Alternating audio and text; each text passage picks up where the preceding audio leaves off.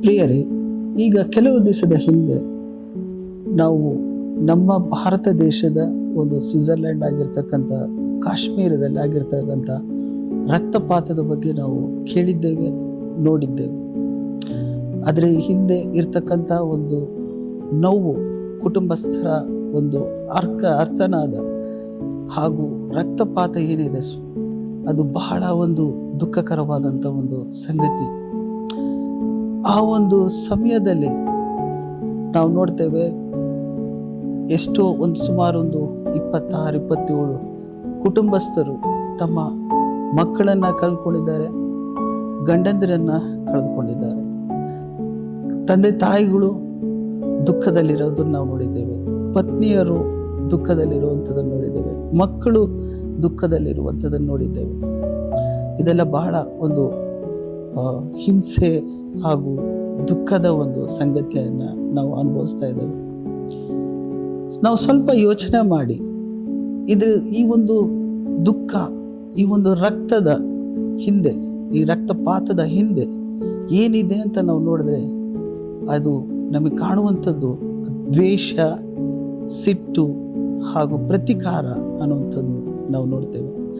ಈ ಒಂದು ಕೆಟ್ಟ ಒಂದು ಭಾವನೆಗಳು, ಒಂದು ಕತ್ತಲೆಯಾಗಿರ್ತಕ್ಕಂಥ ಈ ಒಂದು ಭಾವನೆಗಳನ್ನು ಹೊತ್ತಿಕೊಂಡು ನಾವು ಇತರರಿಗೆ ನಾವು ದುಃಖವನ್ನು ತಂದಿರತಕ್ಕಂಥ ಒಂದು ವಿಚಾರ ಇದು. ಹಾಗಾದರೆ ನಾವು ಯೋಚನೆ ಮಾಡುವಂಥದ್ದು, ಈ ಒಂದು ದುಃಖದ ಹಾಗೂ ಈ ಒಂದು ರಕ್ತಪಾತಗಳಿಂದ ನಾವು ಹೊರಗೆ ಬರೋದು ಸಾಧ್ಯವಿಲ್ಲವಾ ಅಥವಾ ಕಷ್ಟಕರನ ಅನ್ನುವಂಥದ್ದನ್ನು ನಾವು ನೋಡಿದರೆ ಖಂಡಿತ ಇದು ಸಾಧ್ಯ. ಈ ಒಂದು ಚಕ್ರವ್ಯೂಹ ಏನಿದೆ, ಈ ಒಂದು ದ್ವೇಷದ ಒಂದು ಚಕ್ರವ್ಯೂಹ, ನಾನು ನಿನಗೆ ಕೆಟ್ಟದನ್ನು ಮಾಡ್ತೇನೆ, ನೀನು ನನಗೆ ಕೆಟ್ಟದನ್ನು ಮಾಡುವಂಥದ್ದು. ಹಾಗೆ ಐ ಫಾರ್ ಎನ್ ಐ ಅಂತ ಒಂದು ವಾಕ್ಯ ಇದೆ. ಸೊ ಆ ಒಂದು ರೀತಿಯಲ್ಲಿ, ಆ ಒಂದು ಸೈಕಲಲ್ಲಿ ಇಟ್ಕೊಂಡು ಹೋದರೆ ಎಲ್ಲರೂ ನಾವು ಕತ್ತಲೆಯಲ್ಲೇ ಇರಬೇಕಾಗುತ್ತದೆ, ಎಲ್ಲರೂ ನಾವು ದುಃಖದಲ್ಲೇ ಇರಬೇಕಾಗುತ್ತದೆ. ಇಂಥ ಒಂದು ಚಕ್ರವ್ಯೂಹದಿಂದ ನಾವು ಹೊರಗೆ ಬರಬೇಕು ಅನ್ನೋಂಥದ್ದು ನಮಗೆ ಯೋಚನೆ ಮಾಡಿದರೆ ಅದು ಎಲ್ರಿಗೂ ಬೇಕು ಅಂತ ಅನಿಸ್ತದೆ. ಬಟ್ ಕಷ್ಟ ಇದೆ. ಬಟ್ ಆದರೆ ಒಂದು ದಾರಿ ಇದೆ. ಯಾವುದು ಅಂತಂದರೆ ಕ್ರೂಜ್. ನಾವು ಯೇಸು ಸ್ವಾಮಿಯನ್ನು ನಾವು ನೋಡ್ತೇವೆ, ಆತನು ಎಷ್ಟೋ ಹಿಂಸೆಯನ್ನು ಅನುಭವಿಸಿದ್ರು, ಹಾಗೂ ಎಷ್ಟೋ ಜನರು ಆತನನ್ನು ಹಾಸ್ಯಾಸ್ಪದವಾಗಿ ಆತನನ್ನು ನೋಡಿದ್ರು, ಹಿಂಸೆನೂ ಮಾಡಿದ್ರು. ಎಲ್ಲದನ್ನು ಸಹಿಸಿಕೊಂಡಾದ್ರೂ ಸಹ ಆತನನ್ನು ಕ್ರೂಜಲ್ಲಿ ಹಾಕಿದಾಗ ಆತನು ಮೊದಲನೇದಾಗಿ ಹೇಳಿದ್ದೇನಂತಂದರೆ, ತಂದೆಯೇ ಅವರನ್ನು ಕ್ಷಮಿಸು, ಅವರು ಏನು ಮಾಡ್ತಾ ಇದ್ದಾರೋ ಅವ್ರಿಗೆ ಅದು ತಿಳಿಯೋದು ಅಂತ ಆತನು ಎಲ್ಲರನ್ನ ಕ್ಷಮಾಪಣೆಯನ್ನು ಕೋರ್ತಾನೆ. ಪ್ರಿಯರೇ, ನಾವು ಸಹ ಈ ಒಂದು ಕ್ಷಮಾಪಣೆ ಅನ್ನುವಂಥ ಒಂದು ಮನೋಭಾವ ಇಟ್ಕೊಂಡು ನಾವು ಜೀವಿಸಿದರೆ ಈ ಒಂದು ದುಃಖದ ಒಂದು ಚಕ್ರವ್ಯೂಹದಿಂದ ನಾವು ಹೊರಗೆ ಬರಲಿಕ್ಕೆ ಸಾಧ್ಯವಲ್ಲ. ನೀವೇ ಸ್ವಲ್ಪ ಯೋಚನೆ ಮಾಡಿ. ನಾವು ಒಬ್ರಿಗೊಬ್ಬರು ಹಾನಿಯನ್ನು ಮಾಡಿಕೊಂಡೇ ಹೋಗ್ತಾ ಇದ್ರೆ ಅದು ಕೊನೆ ಎಲ್ಲಿ? ನಮ್ಮ ಒಂದು ಮುಂದಿನ ಒಂದು ಪೀಳಿಗೆಗೆ, ನಮ್ಮ ಮಕ್ಕಳು, ಮೊಮ್ಮಕ್ಕಳು ಅವರು ಸಹ ಇದನ್ನೇ ಅನುಭವಿಸ್ಬೇಕಾ? ಅಥವಾ ಈ ಒಂದು ದುಃಖ, ಈ ಒಂದು ಹಿಂಸೆ ನಮ್ಮ ಒಂದು ಕಾಲದಲ್ಲಿ ಅದು ನಿಂತು ಹೋಗ್ಬೇಕಾ?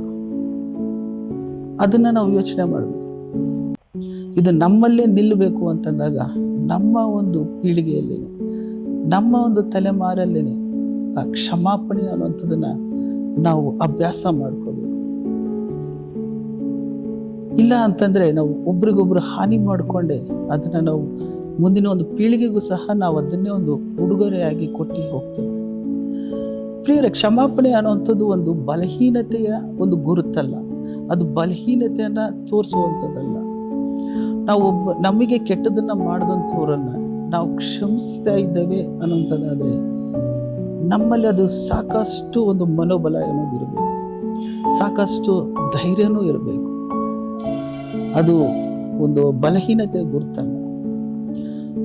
ಇವಾಗ ನಿಮಗೆ ಕೆಟ್ಟದ್ದನ್ನು ಮಾಡಿದಂಥವ್ರನ್ನ ನೀವು ಅಷ್ಟೊಂದು ಸುಲಭವಾಗಿ ಅವರನ್ನು ಕ್ಷಮಿಸೋದಕ್ಕೆ ಸಾಧ್ಯವಿಲ್ಲ. ಯಾಕಂದರೆ ಅವರಿಂದ ನೀವು ನೋವನ್ನು ಅನುಭವಿಸಿರ್ತೀರಿ, ದುಃಖವನ್ನು ಅನುಭವಿಸಿರ್ತೀರಿ, ಹಿಂಸೆಯನ್ನು ಅನುಭವಿಸಿರ್ತೀರಿ.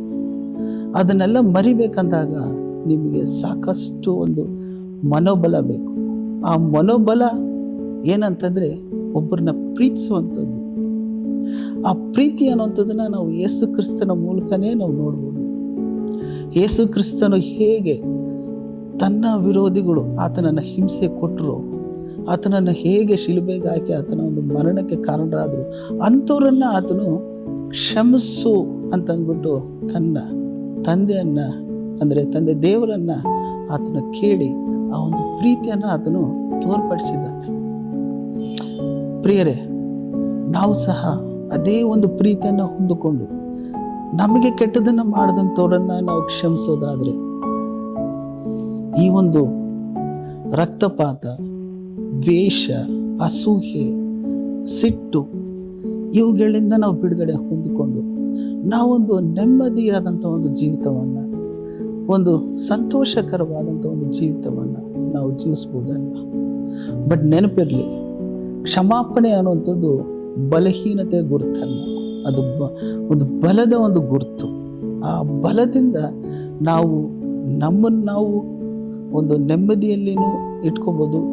ನಮ್ಮ ಒಂದು ಸುತ್ತಮುತ್ತಲಿನತಕ್ಕಂಥ ಒಂದು ಜನರನ್ನು ಸಹ ನಾವು ಪ್ರೀತಿಸುತ್ತಾ, ನೆಮ್ಮದಿಯನ್ನು ಕೊಡುತ್ತಾ, ಸಂತೋಷವಾಗಿ, ಸಮಾಧಾನವಾಗಿ ಜೀವಿಸ್ಬೋದು.